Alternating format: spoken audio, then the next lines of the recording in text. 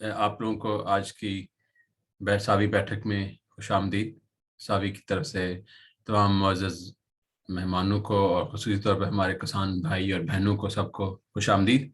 तो आज के इस प्रोग्राम का मकसद आपको पता है, जैसे सावी पिछले माशाल्लाह 1 साल से जो है अपने ज़िम्मेदार भाइयों की खिदमत में मसरूफ़ है। और इस प्रोग्राम का मकसद होता है कि हम आप तक वो मालूमात लेके आएँ जिसका आपको ज़्यादा से ज़्यादा फ़ायदा हो सके। और हम इस तरह से कोशिश करते हैं, हमारे साइंटिस्ट भी इसमें आते हैं हमारे साथ इसमें एक्सपर्ट भी होते हैं, फिर ज़िम्मेदार भी होते हैं जो अपने मामलात जो फसलें जो फसल को पैदा करने में उनकी जो मुश्किलात आ रही हैं वो अपना तजर्बा दूसरे ज़िम्मेदार हज़रात के साथ गुफ्तगू में लेके आते हैं। तो इस कोशिश होती है कि हम इसको इस प्रोग्राम को जो है इस लेवल पे लेके जाएं कि ये आसान ज़बान में हो और ज़िम्मेदार इसको समझ सकें। तो आज का मौजू जो है बहुत ही ज़रूरी है पाकिस्तान की मुल्क की मईशत के हिसाब से, जिसे हम कहते हैं कपास। कपास से मुंसलिक जो हमारी सनत है वो टेक्सटाइल है। टेक्सटाइल का जो पूरा सेक्टर है, जिसमें ये आपकी मिलें हैं, जैसे आपके कपड़े की मिलें कह लें, और इससे हमारे मुल्क में जो है हमारी बरामदात बढ़ती हैं। और इससे जो है कोशिश ये करते हैं कि हम किस तरह से पाकिस्तान में ज़िम्मेदार अपनी फुटी की फसल को बेहतर बना सकें, अपनी फसल की हिफाजत कर सकें। अभी हमारी औसतन पैदावार पंजाब में जो है वो 16 मन के करीब है, सिंध में थोड़ी सी ज़्यादा है। तो और इस तरह बलूचिस्तान में भी थोड़ी से एरिया में जो अभी कॉटन यहाँ पर ग्रो होना शुरू हुई है, या जहाँ पर अभी नई फसल पैदा होना शुरू हुई है, उसके ऊपर भी हम एक प्रोग्राम कर चुके हैं, नामियाती कपास जो है, जिसमें आप केमिकल नहीं इस्तेमाल करते। तो इंशाल्लाह इस डिस्कशन पे हम और जाएंगे डिटेल में। तो मैं अपने मौजूद मेहमानों का तारफ़ कराता जाऊँ। आज हमारे मौजूद मेहमान हैं हमारे साथ फैसलाबाद से एक रिसर्च इंस्टीट्यूट आरी जो है, जिसे हम अयूब एक रिसर्च इंस्टीट्यूट कहते हैं, वहाँ से डॉक्टर मोहम्मद आसिफ साहब हैं, वो हमारे साथ मौजूद हैं। फिर हमारे साथ डॉक्टर मोहम्मद अकरम साहब हैं जो माहिर हैं, एफएमसी पाकिस्तान में एक बहुत बड़ी कंपनी है, उसके एक्सपर्ट हैं। और फिर हमने अपने साथ डॉक्टर फ़याज़ साहब को बुलाया हुआ है, वो कॉटन रिसर्च इंस्टीट्यूट मुल्तान से हैं। और इसी तरह और भी कुलीग हैं वो जो शामिल होते रहते हैं। तो बगैर किसी डिले के तो मैं आसिफ साहब से बोलूँगा। आसिफ साहब, अस्सलाम वालेकुम जी, शुक्रिया आपका आज के प्रोग्राम को सावी बैठक को टाइम देने का। तो आपसे शुरू करते हैं कि इस वक्त मौजूदा सूरत हाल में हमारी कपास की फसल को कौन से मसाइल का सामना है, और इसके बारे में आप जो और सबसे बड़ा जो मसाइल का सामना जिसकी हम आज बात कर रहे हैं वो पानी है। पानी क्योंकि गर्मी की शिद्दत हो गई है, पानी की मौजूदगी बहुत कम हो गई है, और बारिशें भी नहीं हुई हैं। तो इसका हमारी कपास की फसल पे इसका क्या असर होगा, और किस तरह से हम कौन सी ऐसी तदाबीर इस्तेमाल कर सकते हैं जिससे हमारा फसल जो है उसकी बढ़ोतरी बढ़ जाए और हमारी पैदावार में इजाफा हो जाए। शुक्रिया शुक्रिया आसफ साहब, आपके हवाले। जी, बिस्मिल्लाहिर्रहमानिर्रहीम। बहुत शुक्रिया जी आपका। जो जैसा कि आज का हमारा टॉपिक है कि पंजाब में आबपाशी के लिए पानी की मौजूदा सूरत हाल और कपास की पैदावार।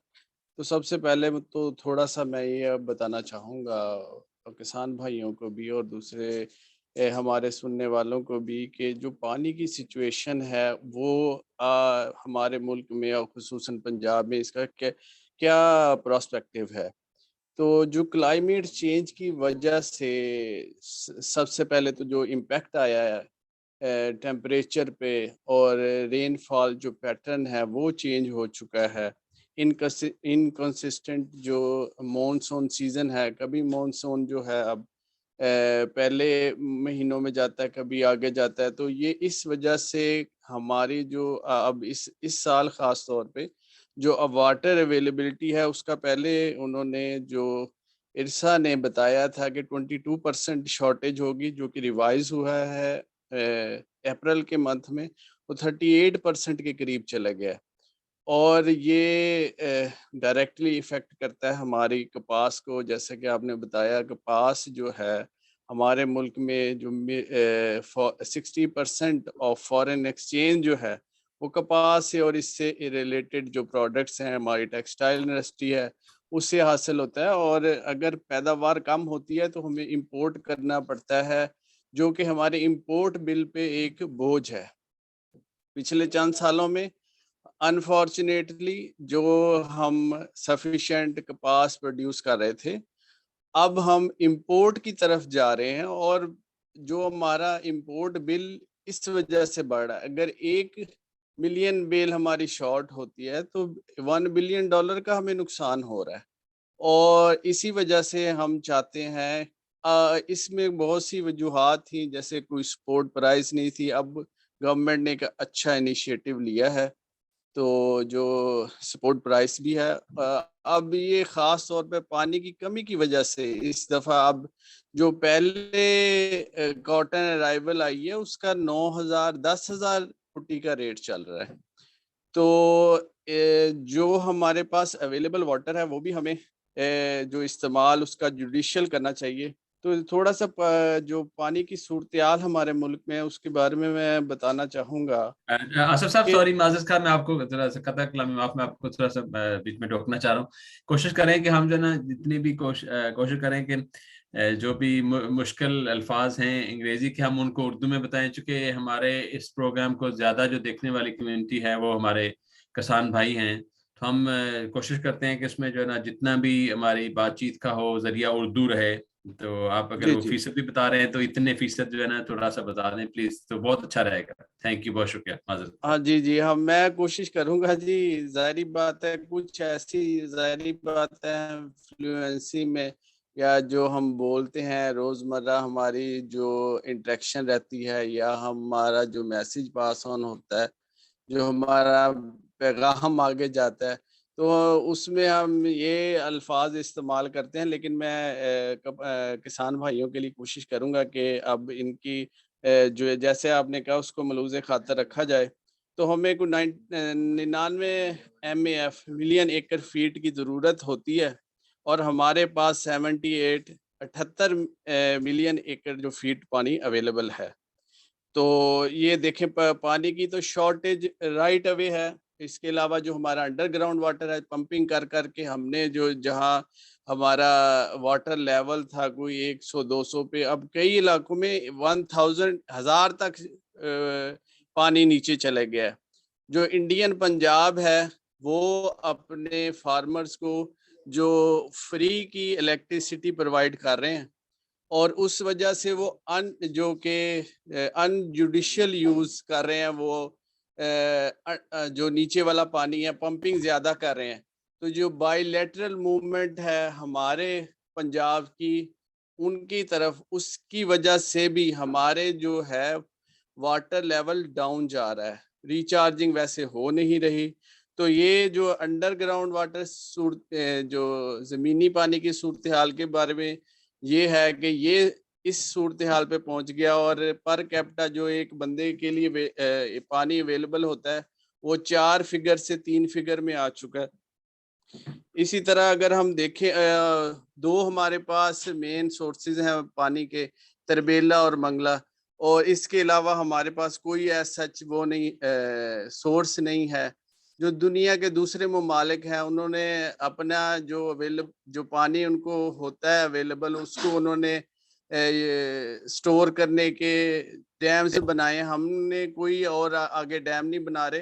जी अगर सर, मैं पानी माजरत सर आपको यहाँ पर थोड़ी सी एक थोड़ा सा ब्रेक देता हूँ। तो इस पे पानी पे तो एक पूरा जो है ना वो अलग टॉपिक होगा, डिस्कशन होगी। लेकिन अब जो कपास की बात करें, हमारे साथ फयाज साहब भी आ जी, गए। जी, अस्सलाम वालेकुम इसको फयाज साहब। Right away. जी, जी जी। चले ठीक। फयाज साहब को भी एक वेलकम कर लें। अस्सलाम वालेकुम फयाज साहब, अस्सलाम वालेकुम जी। डॉक्टर फयाज साहब, CCRI से माशाल्लाह ने ज्वाइन किया हमें। डॉक्टर फयाज साहब, अस्सलाम वालेकुम जी। शायद उनका भी माइक ऑन नहीं हुआ। तो चले हम सर, एक चूंकि एक जिम्मेदार ने सवाल पूछ दिया है, वो सवाल इतनी दूर तक रखते नहीं है। वो कहते हैं जी कि मेरी कपास का जो कद है 5 फुट हो गया है, अब उस पर अभी फल नहीं लग रहा। ठीक है, तो क्या उसका मैं पानी रोक दूं? ठीक है। हाँ जी। उस जी जी, ये सवाल आ गया जी, पहले यासर जी, साहब। जी, उसमें ये जो कद बढ़ गया। जी, जी, कद जो बढ़ गया, हम तो राइट अवे कहते हैं। आपको पता है कि जो ये जो नाइट्रोजन वाली खादें वो तभी आप दे जब वो फूल पे है। तो इन्होंने शायद जो है नाइट्रोजन की खाद उससे पहले ये इनकी बात कुछ की तरफ इस बात का बिल्कुल ख्याल रखें कि जो नाइट्रोजन की खादें हैं और पानी भी जो है इस्तेमाल वो भी ऐसे नहीं करना जब आपकी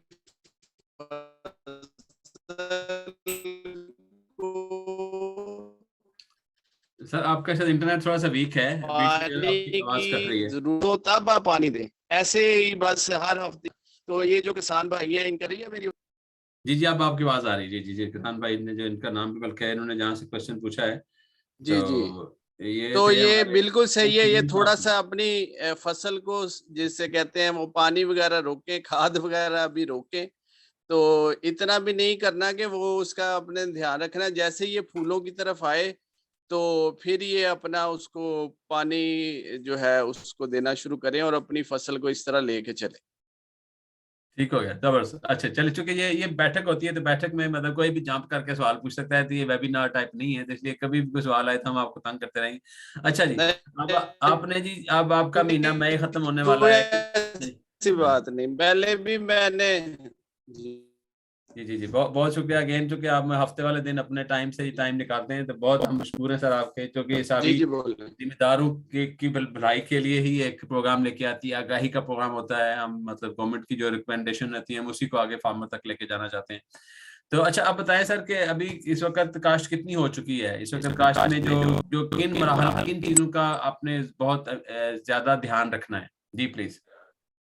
ऐसे जो मुख्तलिफ रिपोर्ट्स हैं, जैसे ये पानी की कमी की वजह से आपने देखा किसानों ने सिंध में हड़ताल भी की थी, अपने आवाज भी पहुंचाई, लेकिन पानी जब अवेलेबल होगा तो वो उन्हें दें, या जो भी वो सियासी सूरत हाल या जो भी है। लेकिन इन फैक्ट जैसे मैंने आपको बताया इरसा की रिपोर्ट के मुताबिक पहले 22% कमी वो कह रहे थे पानी की है, शॉर्टेज कमी है। अब लेकिन अब रिवाइज करके उन्होंने 38% पानी की कमी का सामना है हमें। तो इस वजह से जो है इफेक्ट तो हुई है। कुछ रिपोर्ट्स के मुताबिक जो सिंध में है, हमारा एक ग्रुप भी है उसमें ये इसकी कॉटन का उसमें डिस्कस होता रहता है कि जो करंट सिचुएशन है या जो भी चल रहा है उसमें मुख्तलिफ लोगों की आरा थी कि कुछ लोग कहते हैं कि नहीं इतना इफेक्ट हुआ, तो कुछ को लोग कहते हैं पार्शली इफेक्ट हुआ है जो कॉटन का एरिया है ये इसकी वजह से। तो अच्छा जो ठीक है। तो जिन लोगों ने कपास लगा लिया है उनके तो अब फूल और ये आगे सिलसिला है, तो वो अपनी कपास का इस मौसम में बिल्कुल अब बड़ा क्रिटिकल है। एक तो अपनी पेस्ट स्काउटिंग भी देखते रहें और खाद पानी उसको उस हिसाब से जो हम रिकमेंडेशन देते हैं और दें तो इंशाल्लाह आपकी कपास बेहतर होगी। अभी तो कोई खास कीड़े का और इसका हमले की भी रिपोर्ट्स नहीं है, अभी तो चलो, काम ठीक चल रहा है। लो जी, इधर रोकते हैं सर आपको एक सेकंड, आप थोड़ा सा रेस्ट, आप चले जी, हमारे साथ अकरम साहब आ गए। जी अकरम साहब, अपना जरा माइक ऑन कीजिए सर। अस्सलाम वालेकुम। जी अकरम साहब। अकरम साहब माशाल्लाह एक्सपर्ट हैं कीड़ों के बारे में, इनकी सारी उम्र कीड़ों के साथ गुजरी है, काटन तो इनकी फेवरेट फसल है।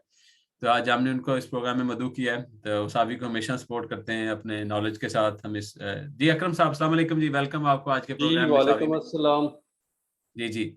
अच्छा, आज हमें काफी जी जगहों से जिम्मेदार ये पूछते हैं कि हमारा जो है वो फूल गिर रहा है।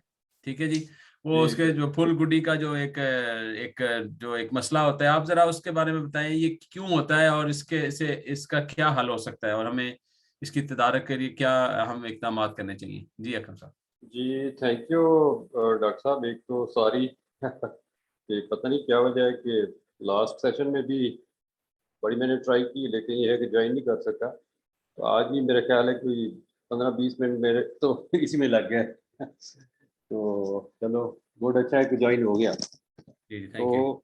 हाँ, तो डॉक्टर साहब एक तो ये है कि अभी खैर क्रॉप जो है ना बहुत ही इब्तदाई स्टेज पे है।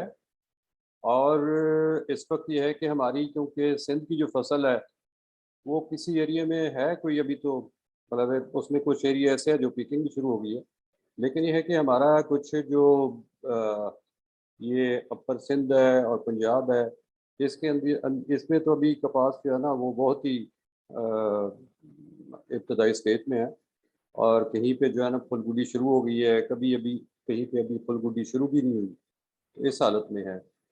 अब ये है कि देखें फुलगुडी जो गिर रही है उसमें जो मेजर एक फैक्टर जो है वो एक हो सकता है, इसमें तो बहुत सारे फैक्टर हैं। एक फैक्टर तो सबसे बड़ा जो है इस वक्त डॉक्टर साहब वो टेम्परेचर का है। आपके सामने है कि पिछले जो 2 वीक गुजरे हैं उसके अंदर जो टेम्परेचर है आपने देखा होगा कि 45, और इवन ये है कि सिंध के अंदर तो 50 तक चला गया था। एक तो रीज़न जो है वो टेम्परेचर की है, वेदर की है, उस वजह से भी जो है फुलगुडी गिर रही है। फिर बाद बात ये होता है कि अगर किसी खास कीड़े का हमला हो जाए, ख़ास तौर पे जो सकिंग पेस्ट है ना, इनका अगर किसी जगह पे सवियर अटैक हो जाए तो फिर भी फुलगुडी जो है वो गिरती है। उसमें देखना पड़ेगा कि उसमें रीज़न क्या है, कि आया ये है कि यहाँ पे कोई वहाँ पे कोई पेस्ट वगैरह का अटैक तो नहीं है, कहीं पे कोई पानी का स्ट्रेस तो नहीं आ गया, तो उसकी मुशाहिदा करके फिर ही पता चलेगा अगर से। अच्छा, इसमें इसमें डॉक्टर साहब ये बताइए कि आप चूंकि माशाल्लाह हमारे मतलब सबसे जो तजर्बा रखने वाले साहब हैं, पिछले कितने सालों से आप कॉटन के साथ फसल के साथ आपका मतलब उठना बैठना है तो जी जी बिल्कुल जी। ये बताइए कि कितने फीसद तक जो है वो मतलब सारा 100% तो फल जो है कभी भी किसी फसल का भी नहीं रहता, तो वो गिरता है। तो किस फीसद तक गिरे तो हमें कुछ ना करने की जरूरत है, किस वक्त गिरे तो हमें कुछ करने की जरूरत है, तो ये जरा थोड़े से स्टेप्स बताइए जी प्लीज। डॉक्टर साहब ऐसे है कि जो शुरू में फल गिरता है ना, वो तो देखें अभी बहुत टाइम पड़ा है, उसमें क्रॉप किसी हद तक रिकवर कर जाती है। अगर कोई कहते हैं कि 45-50% भी अगर फल गिर जाता है तो no issue, which is natural sometime. लेकिन ये है कि जो बाद में जाके ना अगस्त में या सितंबर में जो फल गिरता है ना, वो बड़ा क्रूशल है। उस वक्त हमें ना हर सूरत उसका कोई ना कोई सद्देबाब करना चाहिए। इस वक्त ये है कि देखें हमारे पास ना अभी बहुत सारा टाइम पड़ा है, अगर फल गिर भी रहा है तो क्रॉप जो है ना रिकवर कर जाएगी। लेकिन ये नहीं है कि इसको रोकना नहीं है, इसको भी रोकना चाहिए डॉक्टर साहब। ठीक है, ठीक है, चले, बहुत शुक्रिया। इसको भी रोकना चाहिए, इसके लिए क्या रिसर्च क्या कहती है, रिसर्च के क्या ट्रायल्स हुए हैं। तो जी वापस जाते हैं अपने डॉक्टर साहब वासफ साहब आपकी तरफ। जी सर।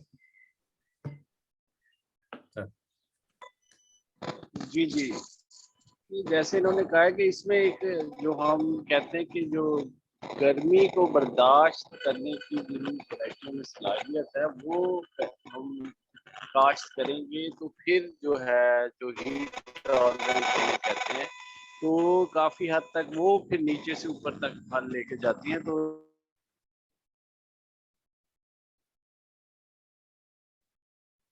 जो हमारी नई है ये करैक्टर ज़्यादा इनमें जो फल है वो नहीं इतना गिरता, लेकिन इसमें सारे जैसे कि हमारे दूसरे एक्सपर्ट ने भी बताया कि पानी का और जो न्यूट्रिएंट्स का इसका खास ध्यान रखें। और ये तो जो अब टेम्परेचर की जो चेंज आई है ये तो है, इसमें भी इफेक्ट आ रही है।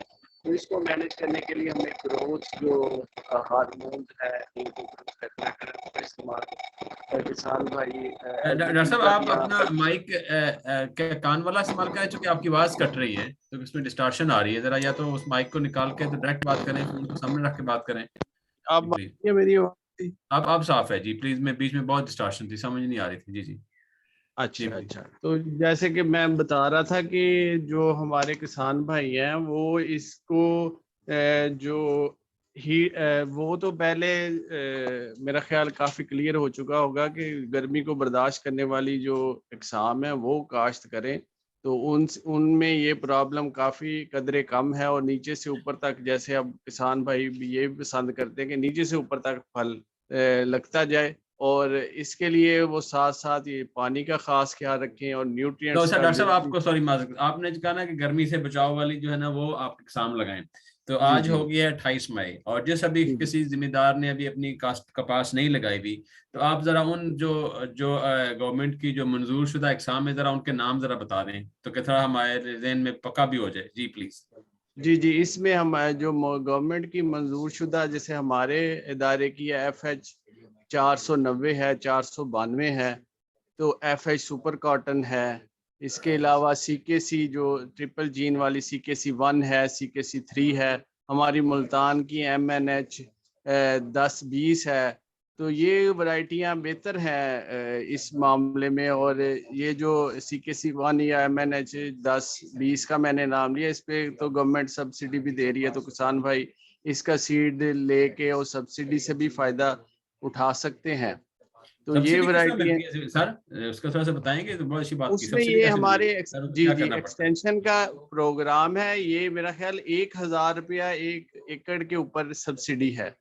1000 रुपया एकड़ के ऊपर सब्सिडी है। तो ये जी बीज फिर कहाँ से सब्सिडी है। लेना होता है? ये किसी जो मंजूर शुदा डीलर के पास जाएंगे, पहले डीलर के पैसे पे पास। करेंगे? हाँ जी, मेरा ख्याल है उसके कोई वाउचर होता है जो उनका, जैसे खाद पे भी ये लेते हैं, तो जिम्मेदार भाई इसमें मेरा ख्याल है काफी इसके बारे में जानकारी रखते हैं कि वो ऑलरेडी उसको भी इस्तेमाल कर रहे हैं। तो जो गवर्नमेंट ऑफ पंजाब जो है इस पे जो सब्सिडी दे रही है, तो हमारे किसान भाइयों को इसका भरपूर फायदा उठाना चाहिए। इसके साथ साथ मैं ये भी बताना चाहूंगा, ये जो PB रोब्स हैं जो इस्तेमाल होते हैं गुलाबी सुंडी के लिए, उसमें भी जो गवर्नमेंट ऑफ पंजाब की सब्सिडी की स्कीम है। तो ये जो हमारे एक्सटेंशन वर्कर हैं उनसे भी ये इसकी मालूमात ज्यादा बेहतर तौर लो पे ली सर, जा सकती है। इसके ऊपर तो सर मैं अभी दोबारा आऊंगा। ये पीवी रोप्स और वो जो अपना वो जो फंदे हैं, उसके उसके ऊपर जी भी आप जी, बात यही करते जिनसी, हैं हाँ जी। जी, ये भी ये केमिकल कंट्रोल ही, ये 3 महीने के लिए इफेक्टिव होते हैं। ठीक है। हमारी तो रिकमेंडेशन है हमारे जिम्मेदार भाइयों को कि ये लगाएं 3 महीने तक, इंशाल्लाह काफी हद तक ये जो है गुलाबी सुंडी से बचे रहते हैं। वैसे तो रिकमेंडेशन 2 दफा लगाने की है, लेकिन अगर वो 1 दफा लगाएं और थोड़ा सा आगे विजिलेंट रहें 1-2 स्प्रे से, तो ये काफी हद तक जो इस प्रैक्टिस से वो अपनी कपास को गुलाबी सुंडी के हमले से बचा सकते हैं। जबरदस्त हो गया। तो ये आपने कह दिया जी कि एक गुलाबी सुंडी से तो ये हो गया था, लेकिन अगर सफेद मक्खी आई है या अभी जो शुरू में जो तेला आ रहा था, तो इस जी जी। इसके लिए भी क्या ये मौजू है? नहीं नहीं, वो ये तो है फॉर ये जो बोल वर्म्स के लिए जो है, ये जो गुलाबी जिनसी सुंडी के फंदे लिए? वगैरह गुलाबी सुंडी के लिए, इसका जो नर होता है उसमें जो ये एक स्ट्रिप सी होती है, ये इसके कपास के तने पे लगा देते हैं। फिर 20 फीट के फासले पे एक उसका सारा एक प्लान है, 1 एकड़ में इतने लगते हैं। तो जो नर होते हैं वो उसके गिर्द गिर्द, क्योंकि उसमें एक फेरामोन होता है वो जो कि एक फीमेल की उसमें स्मेल होती है, तो वो समझता है कि वो इधर ही है, तो वहीं घूमता रहता है। और मीटिंग, असल में ये मीटिंग डिसरप्टर है। और मैं यहाँ ये भी अपने किसान भाइयों को बताना चाहूंगा कि दूसरे ममालिक में उन्होंने सूडो मेल, ये जो नॉन फंक्शनल मेल जो होते हैं नर, इसके परवाने, उनको इस्तेमाल करते हुए अपने मुल्क से इसको खत्म कर दिया उन्होंने। जबरदस्त जबरदस्त। किस मुल्क की तरफ, ये मुल्क की USA मिसाल में दें जरा? 20 में 2018 में ये खत्म हो चुका है। अच्छा। और उन्होंने इसको, हाँ जी, इस्तेमाल किया है बड़े लार्ज स्केल पे। जाहिर बात है इसके लिए एफर्ट दरकार है कि जो सूडोमेल और इस तरह ये सारी चीजें इनको वो करके, उनके भी प्रॉब्लम था। तो इसका ये मुमकिन है कि हम इसको कर सकते हैं, लेकिन जाहिर बात है इसके लिए हमारी जो है गवर्नमेंट को भी और हमारे किसान भाइयों की, जो हम ये सारी इनको हिदायत देते हैं, जैसे ये हम इन्हें कह रहे हैं कि इसमें इनकी बचत है, जो ये PB रोब्स सर लगाएंगे। कितनी बचत हो जाएगी? आपने क्या थोड़ा सा और हाँ जी, मैं बताता हमने हूँ। हमने कितने दिन तक स्प्रे नहीं करना? आपको जबरदस्ती खेत के अंदर जाके पहले, मतलब जब जी स्प्रे जी करने से पहले क्या वो तदाबीर हैं? बल्कि अभी अकरम साहब से पूछेंगे, वो स्काउटिंग के बारे में बताएं कि कितने जी पेस्ट जी हों फिर आपने करना है। तो अगर जी। 1 मिनट ये आप जो होल्ड करें, चले अकरम साहब साहब बता जाते हैं। अकरम साहब बताइए, एक जिम्मेदार को कब, आजकल फसल कई जगहों पर, तो हमारे कुछ दोस्त हैं अभी हम देख के आए उधर, बिल्कुल क्या नाम है, शुजाबाद में जहाँ पर हम अभी विजिट कर रहे थे, तो वहाँ पर फसल जो है वो मार्च में लगाई हुई थी उन्होंने, तो अभी बहुत अच्छी फसल है, उसके ऊपर फूल भी हैं, उसके टिंडे भी बनना शुरू हो गए। तो आप जरा बताएं कि जिम्मेदार को पेस्ट कोटिंग के लिए क्या तदाबीर करनी है, कितने दफा उसे जाना है खेत पे, और क्या कैसे जाके उसने मुशाहिदा करना है, जरा थोड़ा सा बताएं जी अपने। और मैंने जी अभी जी देखा डॉक्टर सवर साहब ने भी ज्वाइन किया। अस्सलाम वालेकुम डॉक्टर सवर साहब, बहुत शुक्रिया। आप पाकिस्तान सेंट्रल कॉटन कमेटी के हेड हैं माशाल्लाह, रिसर्च एंड डेवलपमेंट के। बहुत शुक्रिया आपका ज्वाइन करने का डॉक्टर साहब। Thank you doctor so much साहब। सर। वालेकुम सलाम जी, वालेकुम सलाम। तो हम अकरम साहब से सवाल पूछने के बाद फिर आपकी तरफ आएंगे। जी अकरम साहब। जी डॉक्टर साहब, देखिए पेस्ट सपोर्टिंग जो है, फार्मर को कम से कम वीकली 2 दफ़ा अपने खेत की पेस्ट सपोर्टिंग करनी चाहिए। उसमें ये है कि पेस्ट सपोर्टिंग में वो ये नहीं है कि सिर्फ पिंक को देखा गया, उसमें तो वो हर किस्म का कीड़ा उसने देखना है। उसने सकिंग पेस्ट भी देखने हैं, उसने बोलवर्म भी देखने हैं। और जब कोई भी कीड़ा मुआशी नुकसान की हद बीटीएल लेवल पे पहुंच जाए, तो फिर यह है कि फार्मर को फौरी तौर पे स्प्रे करना चाहिए। लेकिन ये है कि कम अज़ कम जो इसका ड्यूरेशन है वो वीकली ट्वाइस जो है वो मस्ट है। हफ्ते में 2 दफा। और अब आप बताएं कि थोड़ा सा खेत में अंदर जाके किस जगह पे कितनी जगह पे जाके पौधों का मुशाहिदा करना है, थोड़ा सा और इस बारे में बताएं। हाँ देखिए डॉक्टर साहब, उसमें ये जो सकिंग पेस्ट है ना, खास तौर पे 2 पेस्ट, एक इसमें जेसिड, और इसके अलावा जो सबसेला है और वाइट फ्लाई है और टिप्स है। इसके लिए तो तरीका ये है कि आप खेत के एक किनारे से अंदर दाखिल हो और पहले जाके ऊपर वाला जो पत्ता है उसको टोटल जो है ना वो 20 लीफ या 20 पत्ते जो है वो आपने उनका मुशाहिदा करना है। सबसे पहले जो है वो पहला जो पौधा आप देखेंगे उसका ऊपर वाला पत्ता, उसके बाद ये है कि फिर चंद कदम आगे चलेंगे, फिर उसके दरमियान वाला पत्ता, उसमें ये सारे जो सकिंग इंसेक्ट है वो देखेंगे और उनकी फिर आप गिनती कर लेंगे। उसके बाद ये कि फिर थर्ड जब पौधे पे जाएंगे तो फिर सबसे नीचे वाला पत्ता, और उसके बाद ये कि फिर ऊपर वाला। इस तरह बिल तरतीब आपने 20 पौधों से 20 पत्तों से आपने ये डेटा लेना है। उसके बाद कैलकुलेशन करके देखना है कि वहाँ पे आपके जो ये तीनों इंसेक्ट हैं, अगर उनकी तादाद ईटीएल लेवल पे है तो फिर ये है कि आप फौरी तौर पे स्प्रे कर दें। तो ये तरीक़ाकार है और ये कम से कम 2 दफ़ा करना चाहिए। ठीक है, ठीक है, बहुत शुक्रिया। अभी फिर डॉक्टर सवर साहब कितने जाते हैं। अस्सलाम वालेकुम डॉक्टर साहब, बहुत शुक्रिया आपका ज्वाइन करने का। और आप हमें हमेशा आके खुशी का एक पहलू देते हैं कि हमारे पास ये फसल इतनी अहम फसल है, हम इसकी पैदावार बढ़ा सकते हैं, मुल्क की मईशत को बढ़ा सकते हैं। तो आप हमें बताइए कि अभी जिन जिम्मेदार हजरात ने भी अभी काश्त नहीं की, पानी की वजह से जो मुश्किल आ रही है, तो इस कम पानी के साथ आप फसल को कैसे लगाएंगे जी? जी डॉक्टर साहब, थैंक यू सो मच, बहुत मेहरबानी, शुक्रिया। डेफिनेटली कम पानी के साथ गुजारा करना, कहना फसल कम पानी के साथ नॉर्मल फसल कैसे या प्रोडक्टिव फसल कैसे ली जा सकती है, ये कोई आसान काम नहीं है, काफ़ी मुश्किल है, टफ है फार्मर्स के लिए। तो पहले तो हम थोड़े से कंफर्टेबल इस सूरत में हुए हैं कि पानी का फ्लो थोड़ा बेहतर हुआ है ग्लेशियर्स के पिघलने की वजह से। तो आई एम श्योर कि पानी की अवेलेबिलिटी जो है वो आहिस्ता आहिस्ता इम्प्रूव हो रही है और बेहतर होगी in the days to come. Concern वाली बड़ी बात यह है कि अगर हम इस वक्त स्विंग की अपडेट को देखें तो पंजाब में तकरीबन रिपोर्ट हो रही है 90% से ज़्यादा स्विंग हो चुकी है। अमूमन मैं इससे पहले जो एक्सपीरियंस है आने वाले सालों का, उसमें हम यही देखते हैं कि पंजाब के लोग अमूमन रिपोर्टिंग में बड़े तेज़ होते हैं और वो फ़ौरन कागज़ों में पूरा करके एरिया वो देख लेते हैं। लेकिन अगर हम देखें प्रैक्टिकली फील्ड में देखें क्या सूरत हाल है, तो पानी की अवेलेबिलिटी लेट होने की वजह से और हीट वेव होने की वजह से और अर्ली प्लांटिंग डैमेज होने की वजह से काफ़ी इश्यूज आए हैं। तो इसमें आई मीन थोड़ा सा ये मेरे लिए एक्सेप्ट करना मुश्किल है कि 90% एरिया जो है वो कंप्लीट कर ली है। एनीवे जो पंजाब में ऑफिशियल फिगर्स आ रहे हैं वो 90% या उससे अबव है, 92% के करीब।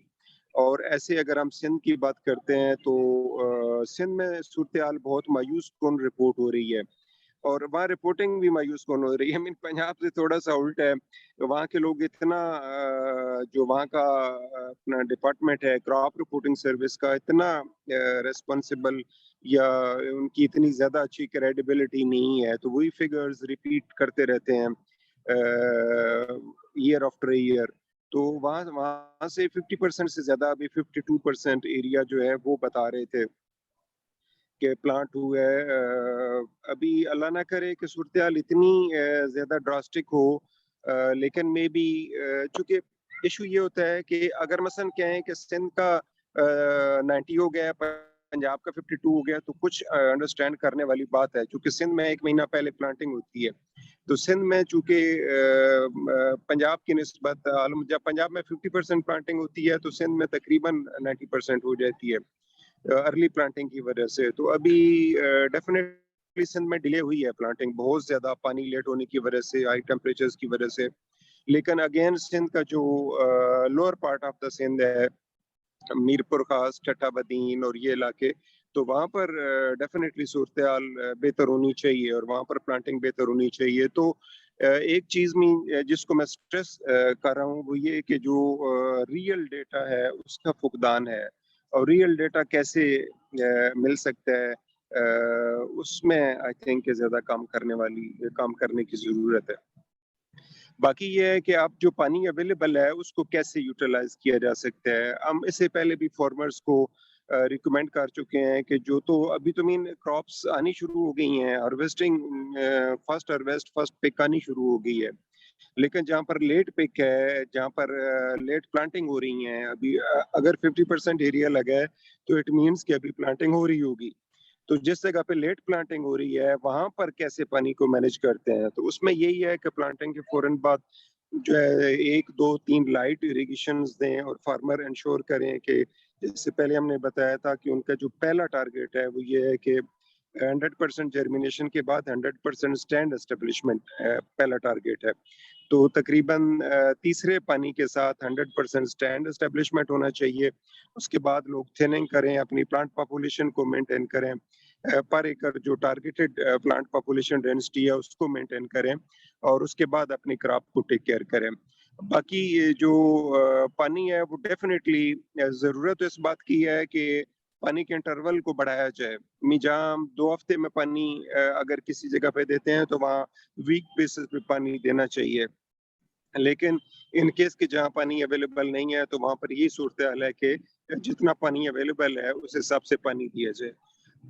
अब कम पानी के साथ कैसे मैनेज करें, ये बड़ा क्रूशियल और इम्पोर्टेंट क्वेश्चन है, जो कि काफ़ी दुनिया में जो पार्ट हैं, कॉटन प्रोडक्शन के पार्ट्स हैं, पूरी दुनिया में है और ख़ास तौर पर हमारे इलाकों में ये लोगों ने इस पे बहुत काम किया है।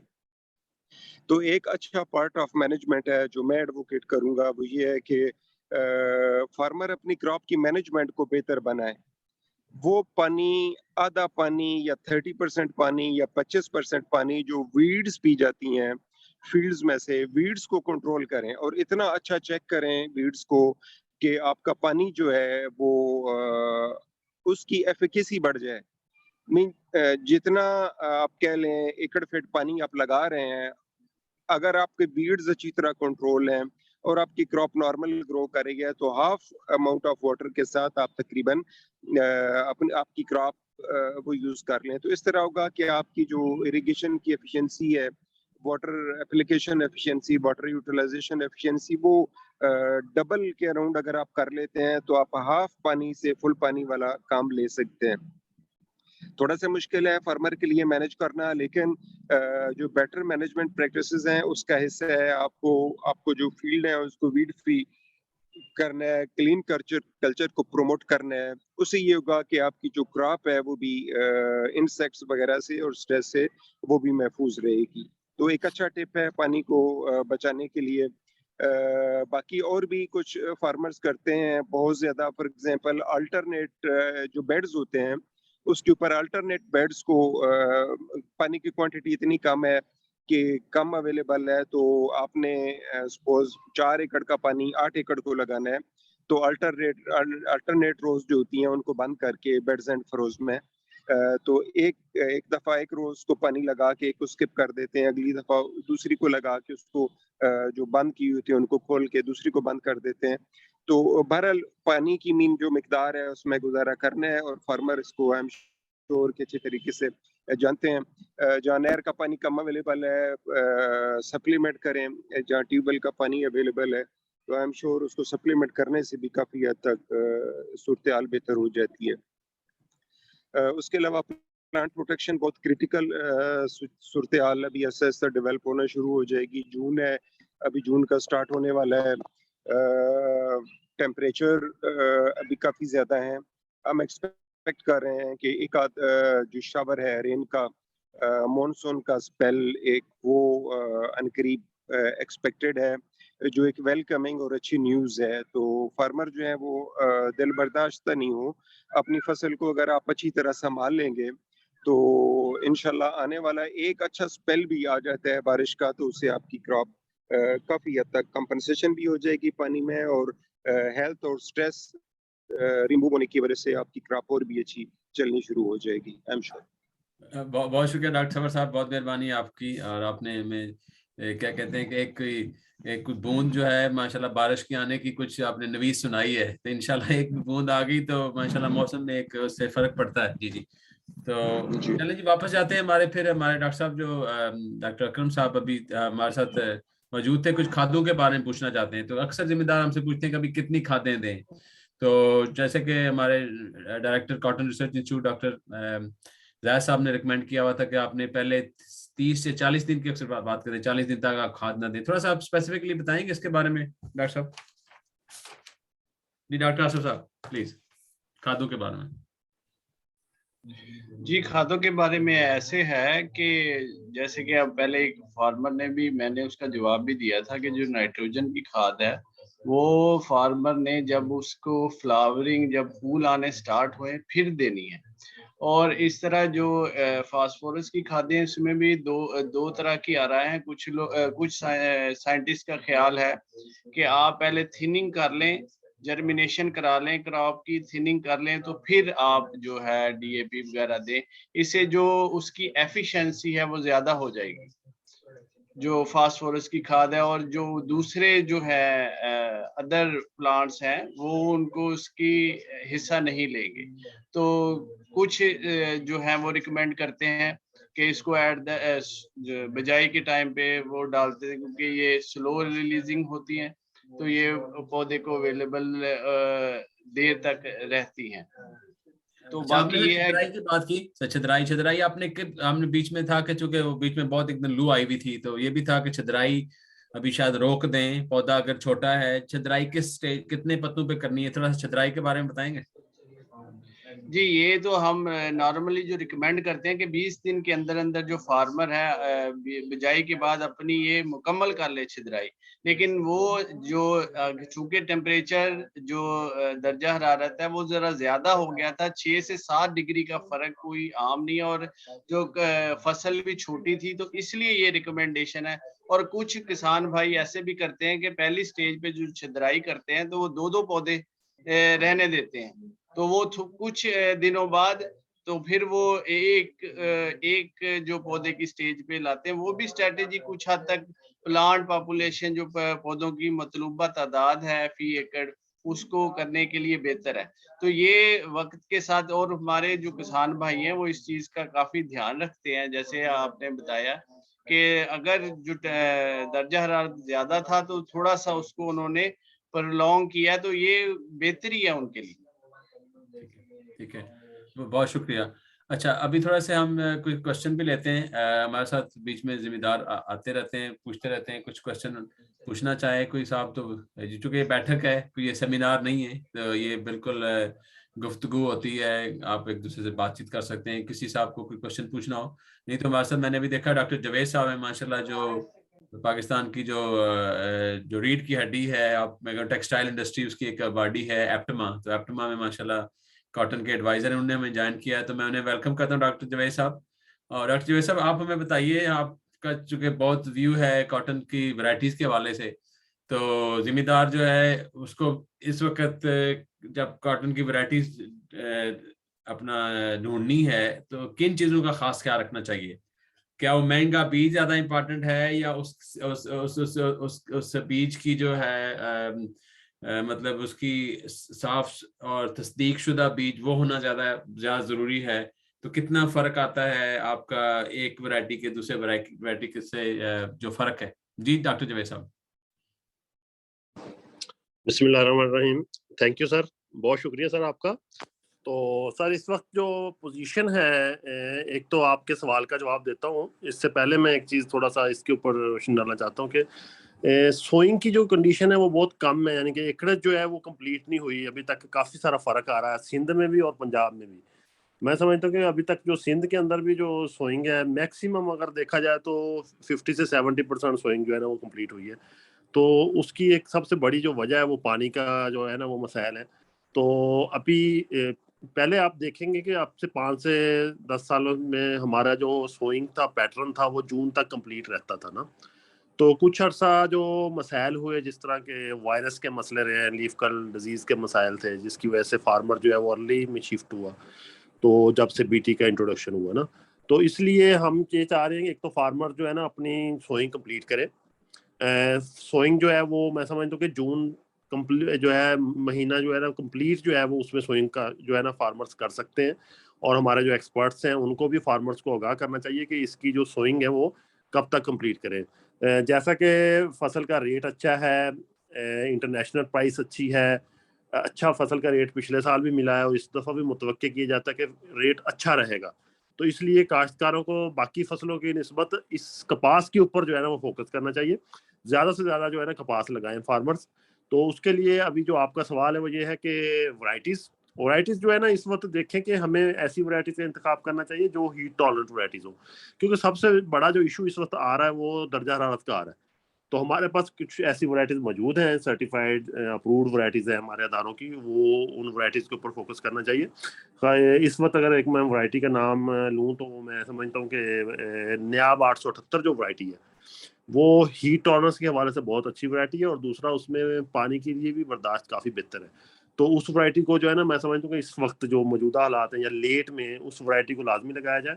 और इस चीज़ का खास ख्याल रखा जाए कि जो लेट जब आप सोइंग करें तो पौधों की जो तादाद है वो उसको बढ़ा दिया जाए, कि कम से कम जो इस वक्त पौधों की तादाद है वो आपकी जो काश्तकार के 23,500 से 27,000 तक के दरमियान हो। और इसके लिए आपको जो डिस्टेंस है वो 6 से 9 इंच जो है ना 9 इंच डिस्टेंस जो है ना वो रखना पड़ेगा पौधे से पौधे का जो डिस्टेंस है।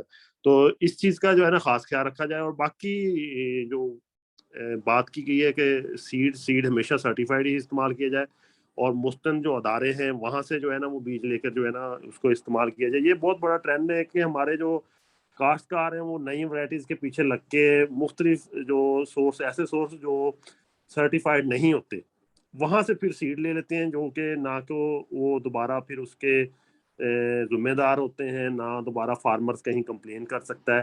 तो काश्तकारों को चाहिए कि कंपनीज का अच्छे जो बीज बनाने वाले अदारे हैं, जिनके पास रिसर्च का स्टाफ है, जिन्होंने पूरा एक सर्टिफाइड सीड बनाया है, सीड से हार्वेस्टिंग तक वो पूरी केयर करते हैं, उसकी रोगिंग की होती है, प्योरिटी को मेंटेन किया जाता है, जर्मिनेशन को जो है ना वो उसकी बेहतरीन जर्मिनेशन होती है, सीड जो है वो सेहतमंद जो है ना बीज होता है। तो उन जो है ना कंपनीज का जो है ना वो इंतखाब किया जाए, ना कि वो एक नए बीज के पीछे पड़ जाए और फिर वो ऐसे लोगों से वो लूटे जाएं कि पूरा का पूरा जो दारोमदार है काश्त आपकी फसल का वो बीज के ऊपर ही होता है। तो ये तो वाज़ेह है कि अभी तक हमारे जो गवर्नमेंट के अदारे हैं, हमारे जो फेडरल सीड सर्टिफिकेशन है वो इसमें फेल हो चुका है कि हम सीड जो है वो सर्टिफाइड नहीं पहुंचा सके। इस वक्त मौजूदा सूरत हाल में मेरी जो हमारी अपनी ऑब्जर्वेशन वो ये है कि 70 से 80% जो सीड है वो ऐसा सीड है जो कि सर्टिफाइड सीड नहीं है, जो कि फार्मर के पास पहुंचा है। तो ये बहुत बड़ा अलमिया है जिसमें हमारे जो इन अदारों को सोचना चाहिए इसके ऊपर कि कैसे इसको किया जाए, इसके ऊपर काम, और किस तरह हम अपना जो सीड का सप्लाई चेन है इसको बेहतर कर सके। और इसकी सबसे बड़ी वजह और नज़र भी आ रही है कि जो अच्छे अदारे से जिनका सीड होता है उनका सीड जो है ना वो टर्नओवर हो रहा है, वापस आ रहा है डीलर से।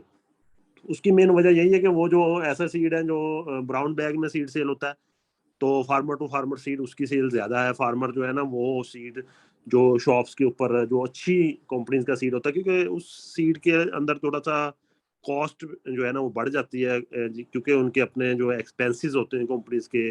तो इसलिए जो है ना फार्मर को चाहिए कि उसको इस चीज़ का ख्याल रखें। तो हमें जो है ना ये कुछ मेरी थी गुजारिशात फार्मर्स को कि इस वक्त बहुत शुक्रिया, बहुत शुक्रिया डॉक्टर साहब। उसको इसके हवाले से कोई कट ऑफ डेट है कि कब तक मतलब जो है ना, अभी चूंकि पानी की वजह से भी स्लो हुआ, सारी चीजें हुई, 878 जिसकी बात की थी, कब तक हमने जो है ना मतलब 3 दिन रह गए 1 जून से, तो कोई है गुंजाइश कि हम कोई 15 जून नीचे तक हो सकते हैं? स्विंग होनी चाहिए सर, मैं समझता हूँ। बाकी हमारे बाकी एक्सपर्ट्स हैं, डॉक्टर सलमान है, डॉक्टर तसव्वुर मलिक साहब बैठे हैं, तो वो भी मैं समझता हूँ इसके ऊपर राय दें कि कब तक अपनी जो है ना वो सोइंग फार्मर कंप्लीट करें। मैं समझता हूँ कि हमें जिस तरह लेट हो चुके हैं सोइंग में पंजाब और सिंध में, तो हमें इसको थोड़ा कंपेन करनी पड़ेगी कि फार्मर जो है ना उसको कंटिन्यू रखें अभी सोइंग एटलीस्ट जून के अंदर तक। डॉक्टर आसिफ साहब बताइए सर, कि चूंकि अब चूंकि इस दफा जून वाला वेदर जो था वो मई में आ गया, मई वाला जो था वो अप्रैल में आ गया, अप्रैल वाला मार्च में, थोड़ा सा एक एक महीना पहले आ गया ना जी। तो बताइए आसिफ साहब के क्या कोई है, मतलब अगर आपके ट्रायल क्या कहते हैं कि कब तक जो है, जैसे हम गंदम में तो हमें बड़ा पता है कि 30 जून के बाद, 30 नवंबर के बाद जब भी काश्त करते हैं तो उसका पैदावार पे बहुत असर पड़ता है। तो कपास में भी ऐसी कोई सूरत हाल है? जी प्लीज जी आसिफ साहब। जी, जैसे इन्होंने कहा है कि हम तो ये रिकमेंड यही करते हैं कि जून तक अपनी जो जून से पहले पहले एंड ऑफ मई तक जो अब हमारे जो प्रोडक्शन टेक्नोलॉजी है उसमें तो हम यही मेंशन करते हैं कि 31 मई तक अपनी काश्त मुकम्मल कर लें। लेकिन चूंकि हर दफ़ा कोई जैसे अब पानी की सूरत हाल का है सामना, तो 15 जून तक वो अपनी काश्त मुकम्मल कर लें तो उसमें कोई बेहतरी है। इससे जब आगे जाएंगे तो फिर वो जो है फसल पे मुख्तलिफ किस्म की, जैसे ये CLCV का अटैक भी बहुत ज़्यादा हो जाता है, फिर वो अनइकोनॉमिकल हो जाता है और किसान जो है वो इससे थोड़ा बदजन होने की तरफ जाता है कि भाई मैंने इसकी काश्त किया तो उसको इकोनॉमिकल यील्ड जो है जिसकी हम बात करते हैं, जाहिर बात है जो उसको जो किसान की इकोनॉमिक सारी वो डिपेंड करती है इस अपनी फसल पे। तो इस चीज़ को मद्देनज़र रखते हुए ये जल्द अज जल्द अपनी जो है काश्त उसको मुकम्मल करें, तो इससे ही बेहतर पैदा, ये पहली स्टेज है। और जैसे हमारे दूसरे जो हैं इन्होंने एक्सपर्ट ने बताया कि जैसे ही आप लेट करते हैं तो इसका जो है प्लांट पॉपुलेशन भी आपको बढ़ानी होगी ताकि अच्छी पैदावार हासिल हो। तो 6 से 9 इंच तक वो लगाएंगे और जो प्लांट पॉपुलेशन भी बेहतर होगी तो फिर कोई इकोनॉमिक यील्ड लेने की तरफ किसान जा सकता है। ये आप प्लांट पॉपुलेशन की बता रहे थे, कितने हजार पौधे होंगे जरा थोड़ा ये सा फिर? 23,000 का है, 29,000 इस तरह ये जो है जो हम इसका प्लांट टू प्लांट डिस्टेंस कम करते जाएंगे। और ये डिपेंड भी बहुत करता है, ये जो आप जो वैरायटी, जैसे अब ये हीट टॉलरेंट वैरायटी लगानी है तो दो वैरायटी है, ये एक तो कॉम्पैक्ट ये जो होती है सीधी जाती हैं कॉम्पैक्ट, और एक स्प्रेडिंग, जो स्प्रेडिंग वैरायटी है फिर उनका प्लांट टू प्लांट डिस्टेंस इतना हम कम नहीं कर सकते। 6 इंच पे वही वैरायटी जाएगी जो जरा कॉम्पैक्ट है, कॉम्पैक्ट नेचर की है। और दूसरी फिर जो है जो स्प्रेडिंग वैरायटी है उसका प्लांट टू प्लांट डिस्टेंस हम इतना कम नहीं कर सकते। अच्छा, बहुत शुक्रिया, मेहरबानी। अच्छा, आप जी डॉक्टर अकरम साहब से आप पूछते हैं। अकरम साहब, आप हमें जरा बताएं कि जिम्मेदार ने लगा दी है फसल, जिनकी आप फसल जो है उनको 8 पानी किसी को लग चुके हैं, तो कोई 2 महीने की होगी, कई ने मार्च में भी लगाई थी, ठीक है जी। तो उनको आपने एक तो भी बताया था कि उसकी पेस्ट स्कॉटिंग करें। अच्छा, स्कॉटिंग भी हो गई। अच्छा, स्कॉटिंग करते करते जो है मतलब अभी इस स्टेज पर भी क्या ऐसी और हम जो चीजें उनको ज़हन में रखनी है? कई मेरे से फार्मर पूछ रहे हैं, सल्फर कोटेड यूरिया की बात कर रहे हैं या और फास्फोरस की बात कर रहे हैं कि उसकी एप्लीकेशन किस तरह करनी है और कैसे करनी है। कुछ इसके बारे में आप कोई अपने प्रैक्टिकल टिप्स बताएंगे कोई? जी अकरम साहब। जी डॉक्टर साहब। अच्छा डॉक्टर साहब, एक या फिर तो एक आजकल ये भी बात करते हैं उसकी, ग्रोथ हार्मोन्स की बात करते हैं, तो उसका भी बताएं, स्टिमुलेंट्स वगैरह जो है ये फायदे में है चीज कि नहीं है? जी जी हाँ डॉक्टर साहब, एक तो आप ना बात कर रहे हैं स्प्रे की ना। जी स्प्रे तो ये है कि देखें, ये बहुत इम्पोर्टेंट है इस वक्त ना कॉटन के अंदर, कि बाज़ औक़ात हमारे जो काश्तकार दोस्त हैं वो बिल्कुल ना ब्लाइंड चले जाते हैं स्प्रे में। वो कहते हैं ठीक है ये अब ना फसल मेरी 30-40 दिन की 50 दिन की हो गई है, तो अब ये है कि मैं ना स्प्रे कर लूँ। या बाज़ औक़ात ही होता है, वो कहते हैं जी एक साथ वाला फार्मर जो है उसने अगर स्प्रे शुरू कर दिया है ना, वो कहता है मुझे भी स्प्रे कर देना चाहिए। एक तो ये है कि बिल्कुल ना ब्लाइंड नहीं जाना चाहिए। जब तक ये है कि हो सकता है उसने कोई वैरायटी और लगाई हो, उसके उसके उसके खेत के अंदर जो है ना कोई पेस्ट आ गया है, इस वजह से हो सकता है उसने स्प्रे कर दिया हो। लेकिन ये है कि अगर उसके उस फार्मर के खेत में अगर कीड़ा नहीं आया, तो फिर ये है कि उसको बिल्कुल स्प्रे नहीं करना चाहिए। देखिए स्प्रे में ये है कि हमारे जो फार्मर हैं जितना लेट कर सकते हैं स्प्रे को करें। वजह उसकी ये है कि जो आपको पता है इब्तदाई स्टेज पे आम तौर पे हमारे ना सकिंग इंसेक्ट का अटैक होता है। सकिंग इंसेक्ट में ख़ास तौर पे बहुत ज़्यादा जो रोल है उसका कंट्रोल का, वो नेचर का भी है। उसमें जो बेनिफिशियल इंसेक्ट है उनको हमें मैक्सिमम हमें मौका देना चाहिए कि वो उसको कंट्रोल रखें। हाँ, ये है कि जब पीटीएल लेवल पे पहुँच जाए तो फिर ये है कि आप कर सकते हैं। पिछले साल मैंने देखा है कि बाज़ जगह पे हमने 60-70 दिन तक भी हमने रोके रखा, हमने कहा जी आप स्प्रे ना करें। उसके बाद हमने ना स्प्रे शुरू किया। एक तो मेरा मैसेज यही था कि इस दफ़ा भी लोग जो है ना वो केयर करें कि ब्लाइंड स्प्रे ना करें, और ख़ास तौर पे जो व्हाइट फ्लाई की पॉपुलेशन बढ़ती है, व्हाइट फ्लाई की डॉक्टर साहब उस वक्त ही पॉपुलेशन बढ़ती है जब आप स्प्रे कर देते हैं, और स्प्रे भी आप ऐसा करते हैं जो बेनिफिशियल इंसेक्ट है उनको वो किल कर देता है। उसके बाद ये है कि फिर व्हाइट फ्लाई को मौका मिलता है, वो उसकी पॉपुलेशन ना बढ़नी शुरू हो जाती है। फिर हमारे लिए ना आम तौर पे अगस्त और सितंबर के अंदर उसकी ओवरलैपिंग जनरेशन आ जाती है और कॉलोनीज डेवलप हो जाती हैं, और फिर ये है कि हमें कंट्रोल करना बड़ा मुश्किल हो जाता है। उसके बाद ये कि आपका जो क्वेश्चन था सल्फर का बड़ा एक ना की रोल है इसके अंदर। ख़ास तौर पे इसमें तो मेरे ख्याल है ज़्यादा डॉक्टर आसिफ साहब और ये भी इसमें इनपुट्स देंगे। लेकिन ये है कि बाज़ कंट्री के अंदर कहते हैं जी एनपीके के बाद जो चौथा एक बहुत बड़ा न्यूट्रिएंट है वो सल्फर है। सल्फर का जो मेजर रोल है जब हम सॉइल में अप्लाई करते हैं, तो ये जो न्यूट्रिएंट्स है उसका ना अपटेक बढ़ाता है। और हमने देखा है कि किसी दौर में जो है वो सल्फर बिल्कुल इस्तेमाल नहीं होता था, लेकिन ये कि अब आस्ता-आस्ता सल्फर का इस्तेमाल शुरू हो गया है, और ख़ास तौर पे अब तो हर क्रॉप में हमारे फार्मर ना इस्तेमाल कर रहे हैं। अब बाज़ जगह पे इसको स्प्रे में भी ले जाते हैं, 200 से 250 ग्राम तक ना इसको स्प्रे भी करते हैं। लेकिन ये है कि जब टेम्परेचर ज़्यादा हो तो फिर ये है कि बाज़ औक़ात इसकी वजह से बर्निंग भी शुरू हो जाती है। इस इससे भी थोड़ा थोड़ा ये है कि देखना चाहिए कि टेम्परेचर अगर ज़्यादा नहीं है तो फिर स्प्रे ना करें, या उसको शाम को करें या सुबह स्प्रे करें। तो मेरा मैसेज तो यही था। यहाँ पर सर एक आपसे और इसके साथ बहुत शुक्रिया अकरम साहब, एक साथ ही मिलता जुलता सवाल है जड़ी बूटियों का। जी। तो जड़ी बूटियों का भी जो हमला या उनके उगाव होता है, तो उसके लिए भी आप एक तो थोड़ा सा ये बताएं, जो कि बहुत आपकी एक्सपर्टीज है, कि आपने नोजल किस तरह की इस्तेमाल करनी है, और ये एक थोड़ा सा बताएं कि आप स्प्रे का टाइम क्या होगा। तो आपने शाम की बात की, जरा थोड़ा सा इसका मतलब क्या है, थोड़ा सा इसके ऊपर जो है ना हमारे जिम्मेदारों की रहनुमाई फरमाएं। बहुत शुक्रिया। जी, बिल्कुल। जड़ी बूटियों को कंट्रोल करने के लिए तो बेस्ट जो उसकी स्ट्रेटजी है, बेस्ट हिकमत अमली यही है कि आप प्री इमरजेंसी ही वीडिसाइड इस्तेमाल करें। उसमें डिफरेंट उसमें प्रोडक्ट अवेलेबल हैं। उसमें जो है ख़ास तौर पे बहुत ज़्यादा इस्तेमाल होता है पेनामेथिलीन का होता है, और भी बहुत सारे प्रोडक्ट हैं जो इस्तेमाल होते हैं हमारे ना एज ए प्री इमरजेंसी। तो बेस्ट तो ये है। उसके बाद ये है कि हमारे जो फार्मर हैं उनकी टेक्निक, अभी भी ऐसी टेक्निक है जिसके अंदर जो है अभी इम्प्रूवमेंट की ज़रूरत है। अभी भी मैं देखता हूँ कि जब हमारा फार्मर, क्योंकि आजकल हमारी ज़्यादातर कास्ट जो है ना 70-80% जो कास्ट है हमारी वो बेड्स पे है या खेलियों पे है। जब हमारा फार्मर स्प्रे करता है तो वो उसको स्प्रे करना चाहिए जो खेल है उसके माथे पे, उसके फेसेस पे, उसके जो एज है वहाँ पे स्प्रे करना चाहिए, बजाय इसके मैंने देखा है कि वो खेल के अंदर करता है।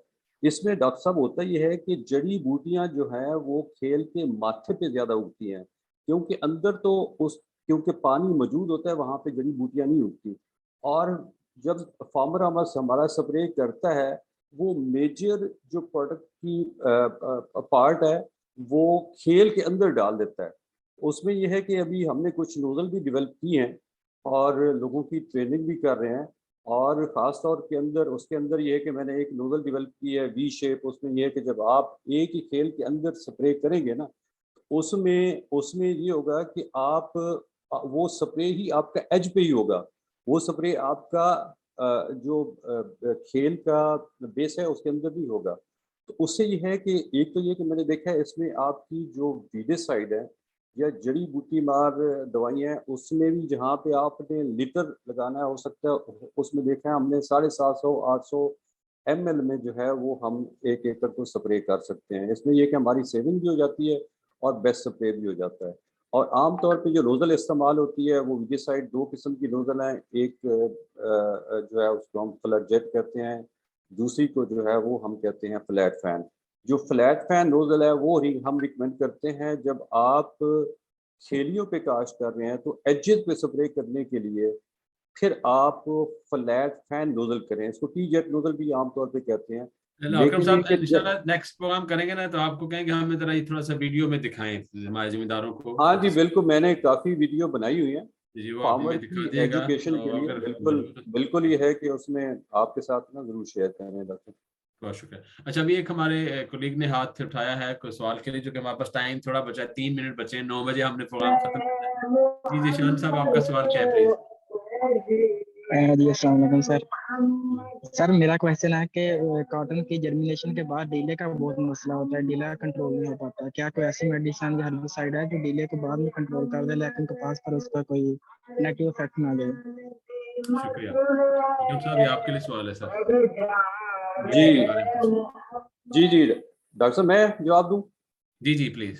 हाँ जी, उसमें एक प्रोडक्ट है एस मेटालाक्लोर। ये प्रोडक्ट डीले के लिए अच्छा है, लेकिन ये है कि इस प्रोडक्ट में थोड़ा इशू ये है कि जहाँ पे सॉइल बहुत ज़्यादा सख्त है, कम्पैक्ट है ज़्यादा, तो वहाँ पे ये जो प्रोडक्ट है थोड़ा सख्त कर देता है। लेकिन ये है कि ये प्रोडक्ट प्री एमरजेंसी इसको इस्तेमाल करना चाहिए। तो लेकिन पोस्ट एमरजेंसी कोई अभी तक प्रोडक्ट नहीं है जो जब डीला उसके अंदर उग गया तो फिर आप कोई ऐसा प्रोडक्ट नहीं है जिसको ना स्प्रे कर सकते हैं। एस्मेटालाक्लोर को आप पहले स्प्रे कर देंगे तो फिर यह है कि आपके खेत के अंदर डीले की पॉपुलेशन कोई 70-75% कंट्रोल हो जाती है। डीले का कोई स्प्रे नहीं है जो ये फसल उग जाए। पोस्ट एमरजेंसी है, हाँ जब जी, उगने कपास के के बाद। अंदर उग गए जो फिर नहीं है, प्री एमरजेंसी है ये। ठीक है, ठीक हो गया। तो जी ये हमारा ये राइस में भी ये मसला होता है कि राइस की जब फसल उगी होती है तो उसके अंदर आप स्प्रे जो है ना। जी जी ठीक है, बहुत शुक्रिया जी आपके इस सवाल के जवाब देने का। तो मैं बिल्कुल बस आप लास्ट क्लोजिंग करना चाह रहा था, तो मैं एक दफ़ा डॉक्टर सवर साहब से की मैसेज लेना चाहता हूँ। सर, आप की मैसेज दे दें हमें कि क्या हमें इस फसल के बारे में जाने से पहले क्या अहम इक़दाम करने इस वक्त। तो 1 मिनट आप और 1 मिनट फिर आसिफ साहब, और फिर हम इसको क्लोज करेंगे जी। बहुत शुक्रिया जी, पहली चीज तो ये है कि चूंकि सीजन थोड़ा सा नॉर्मल हुआ है, प्लांटिंग लेट हुई है, तो जिस तरह दोस्तों ने डिस्कस किया, हम अप्रिशिएट करेंगे कि 15-20 जून तक फार्मर्स अपनी काश्त जारी रखें। जो पानी की अवेलेबिलिटी आती है, सीड मार्केट में अबंडेंटली अवेलेबल है, अच्छा सीड सर्टिफाइड सीड की अवेलेबल है, तो फार्मर अपनी जो प्लांटिंग है 15 से 20 जून तक मौसम ठीक रहता है तो अपनी प्लांटिंग मौसम के हिसाब से फोरकास्ट देके उसके मुताबिक जारी रखें। अपनी प्लांट पॉपुलेशन को मैनेज करें। ज़ाहिर है कि आपको 25-30% पॉपुलेशन बढ़ानी पड़ेगी, तो अगर आपने नॉर्मल सीजन में 18,000 प्लांट लगाए हैं तो 23-24,000 प्लांट पे आपको जाना पड़ेगा। फर्टिलाइजर्स को मैनेज करें। कभी नेक्स्ट मैं फर्टिलाइजर वाले इशू को बहुत डिटेल से कभी डिस्कस करना चाहता था। जो हमारी लोग अक्सर लीडर रिकमेंड करते हैं फर्टिलाइजर्स को डिले करना और प्रॉपर टाइम पे और बेसल डोज फर्टिलाइजर्स, सबसे बड़ी गलती जो हमारे फार्मर करते हैं कॉटन प्रोडक्शन में, और वो at the recommendations of breeder करते हैं, वो बेसल डोज का अप्लाई ना करना होता है। ऐसे ही है कि जैसे हम कहें कि ठीक है बच्चा है अभी पैदा हुआ है 2-3 महीने चल जाए, थोड़ा बड़ा होगा तो इसको बाद में हम दूध पानी और फूड न्यूट्रिएंट्स बाद में दे देंगे। बहुत बड़ी गलतान है, बहुत गलत रिकमेंडेशंस है। फार्मर रिव्यू करें अपनी इस चीज को, अपनी इस पॉलिसीज को, और न्यूट्रिशनल मैनेजमेंट जो है कॉटन की, ये बड़ा स्ट्रिक्ट डिसिप्लिन है। कभी इंशाल्लाह बाद की मीटिंग में डिटेल से डिस्कस करेंगे आप लोगों से। हाँ जी, हम लेकिन खाद के ऊपर एक फर्टिलाइजर्स प्रोग्राम करेंगे। जी जी जी जी जी मीन अगरचे मेरा सब्जेक्ट नहीं है, लेकिन मेरी इसके ऊपर काफ़ी अच्छी ट्रेनिंग है मुख्तलिफ क्रॉप पे, खासतौर पे कॉर्न पे, न्यूट्रिशन की मैनेजमेंट पे। तो मैं देखता हूँ कॉटन में बहुत गलतियाँ लोग करते हैं न्यूट्रिशन मैनेजमेंट में। तो ये है कि चलें रेगुलर क्रॉप में आपने कर दिया, अब जो डिलेड क्रॉप होंगी जो 15 मई से 15 जून के दरमियान हो रही हैं, तो इसमें आप बेसल डोज हर सूरत में मिस न करें। मीन इंश्योर करें कि आप हाफ ऑफ द फास्फोरस, कुछ अमाउंट पोटाश अवेलेबल है, तो अदरवाइज कुछ 1/3 पार्ट ऑफ यूरिया वो बेसल डोज के तौर पे दें, ताकि क्रॉप को एक अच्छी बेस मिले अच्छी डेवलपमेंट के लिए। एक अच्छा स्टैंड आपके पास एस्टेब्लिश हो। अच्छा स्टैंड नहीं होगा तो प्रोडक्शन डेफिनेटली नहीं होगी। बाकी प्लांट प्रोटेक्शन जो है ये बहुत ज़रूरी है। स्टैंड एस्टेब्लिशमेंट करने के बाद प्लांट प्रोटेक्शन डिपार्टमेंट का जो प्राइवेट सेक्टर में भी और पब्लिक सेक्टर में भी है, लोग जितनी फर्स्ट स्प्रे अवॉइड कर सकें डेफिनेटली एक अच्छी पॉलिसी है। लेकिन जहाँ इशू है उसको रिजॉल्व करें। पेट स्प्रे, अच्छा ऑर्गेनिक कॉटन की हमने जिक्र नहीं किया। ऑर्गेनिक कॉटन में पेस्टिसाइड को, पेस्ट को मैनेज करना बहुत बड़ा प्रॉब्लम होता है, बहुत बड़ा इशू है, खासतौर पर उन इलाकों में जहाँ पिंक बॉलवर्म पहुंच के है, उसको टैकल करना आसान नहीं है, बहुत मुश्किल काम है। तो वो कैसे उसको करें हैंडल ऑर्गेनिक, वो अपने जो एक्सपर्ट हैं वहाँ पर प्लांट प्रोटेक्शन के एक्सपर्ट्स हैं जो कि उनको जो चीज़ें परमिट करते हैं उस चीज़ों को, उन चीज़ों का एफिशिएंट इस्तेमाल करते हुए उसको करें ताकि आपकी क्रॉप अच्छी तरह डेवलप कर सकें। तो होप के फार्मर अपनी फसल को तरीके के साथ जहाँ जहाँ भी हमारी कहीं ज़रूरत पड़ती है रिसर्च डिपार्टमेंट की, एक्सटेंशन की, अपने प्लांट प्रोटेक्शन के एक्सपर्ट्स की, बाकी एक्सपर्ट्स की, तो सारे लोग हाजिर हैं। ऑफिस टाइम में बाद में लोग कांटेक्ट करें, कहीं किसी को प्रॉब्लम आ रही है तो इंशाल्लाह थ्रू आउट द सीजन आप लोगों के साथ। बहुत शुक्रिया डॉक्टर सबर साहब, बहुत मेहरबानी। आप हमेशा सपोर्ट करते हैं और आपकी जो राय है ये बहुत मायने रखती है। तो अगेन चूँकि आपने जैसे कहा ना कि हर फसल को मतलब उसकी ज़मीन उसके किस इलाके में है उसके हिसाब से उसकी रिक्वायरमेंट है न्यूट्रिशन की, तो इसके ऊपर हम पूरा एक प्रोग्राम करेंगे इंशाल्लाह अज़ीज़। मे भी अगली बैठक की शायद जो है ना खादों के ऊपर हो जाए, तो हम इसके ऊपर वर्कआउट करेंगे। चलें डॉक्टर आसिफ साहब, बहुत शुक्रिया। आप लास्ट वर्ड हमें कह के तो हम प्रोग्राम को बंद कर लेंगे।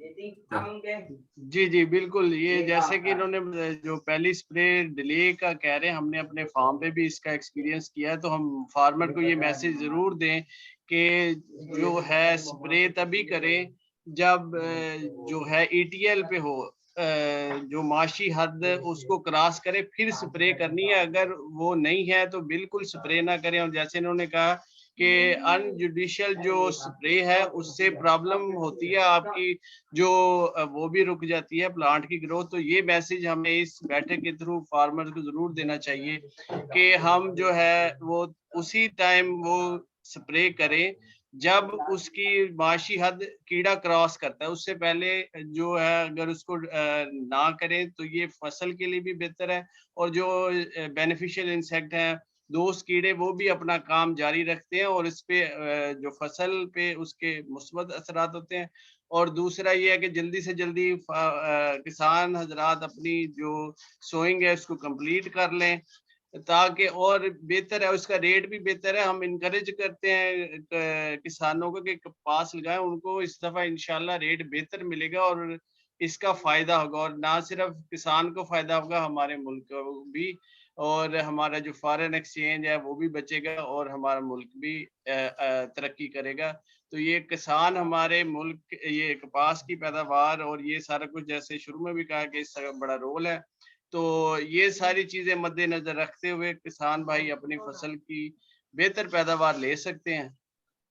जी बहुत शुक्रिया डॉक्टर आसिफ साहब, बहुत शुक्रिया डॉक्टर अकरम साहब और डॉक्टर सबर साहब का और डॉक्टर जावेद साहब का, हमारे मुअज़्ज़ज़ काश्तकार हजरात जिनने इस आज की बैठक में हमारे साथ शरीक हुए। तो इंशाल्लाह ये मौजू हमारा बहस में रहेगा।